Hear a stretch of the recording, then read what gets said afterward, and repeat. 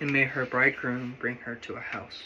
All the custom, ceremonious, where arrogance and hatred are the wares, peddled in the thoroughfares. How but in custom and in ceremony are innocence and beauty born? That, ladies and gentlemen, was a snippet from A Prayer for My Daughter by W.B. Yeats, 1965 to 1939. This poem goes into the anxiousness and the despair parents might have when their child is first born.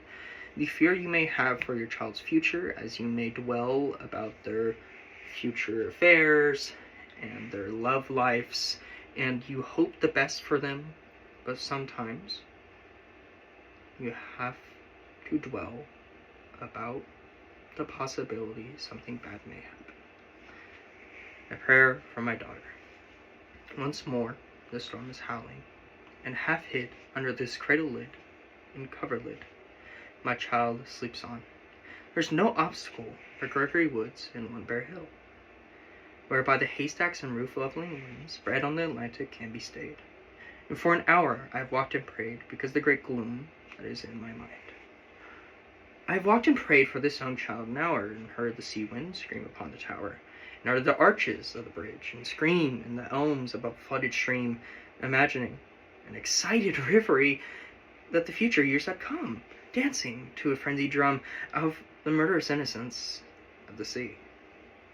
May she be granted beauty, and yet not beauty to make strangers' eyes distraught, or hers before a looking glass, for such beings made beautiful over much consider beauty a sufficient end. Lose natural kindness, and maybe the heart revealing intimacy that chooses right and never find a friend.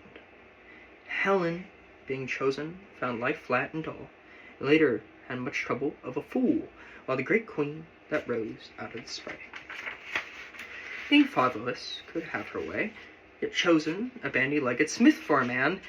It's certain that fine women eat a crazy salad with their meat, whereby the horn of plenty is undone. In courtesy I'd have her chiefly learned. Hearts are not had as a gift, but hearts are earned by those that are not entirely beautiful, yet many that have played the fool, for beauty's very self has charm made wise.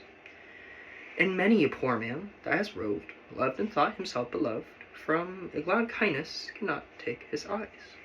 May she become a flourishing, hidden tree, that all her thoughts may like the linnet be, and have no business but dispensing round their magnanimities of sound, nor but in merriment begin a chase, nor but in merriment a quarrel.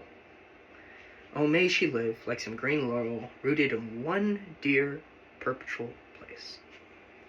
My mind, because the minds I have loved, the sort of beauty that I have approved, prosper but little has dried up of late, yet known that to be choked with hate may well be of all evil chances chief.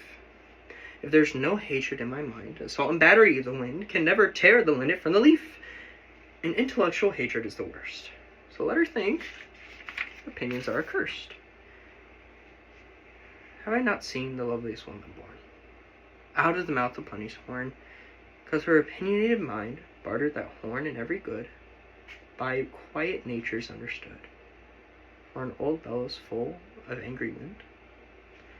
Considering that, all hatred driven hence, and the soul recovers radical innocence, and learns at last that it is self-delighting, self-appeasing, self-affrighting, that its own sweet will is heaven's will.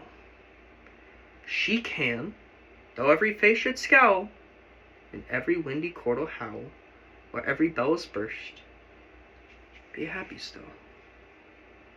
May her bridegroom bring her to a house, where all is accustomed, ceremonious, for arrogance and hatred are the wares, peddled in the thoroughfares. How but in custom and in ceremony are innocence and beauty born? Ceremonies, a name for the rich horn, and custom for the spreading laurel tree.